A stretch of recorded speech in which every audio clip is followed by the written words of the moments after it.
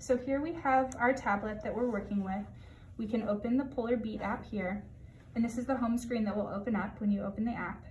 I've already put on the heart rate monitor to my patient, so now it's time to pair the heart rate monitor. To do that, we go down here to settings, and this is going to give us various options. We're looking here for heart rate sensor. Right now it's showing that it's paired right here, but we want to make sure that we unpair and then repair to ensure that it's connected to the one that my patient is wearing and not a heart rate monitor that we've used in the past with another person.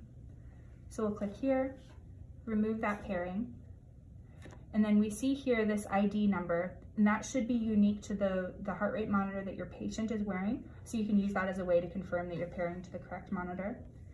You'll hit pair. That's just a pop-up, you can close that, and now you're paired. And again, you can look here for this ID number to make sure that you're paired correctly with the heart rate monitor your patient is using. We'll hit that back button. We're back at this settings page, so now we can go to training and we can start a session. We see here that this heart rate is showing as active.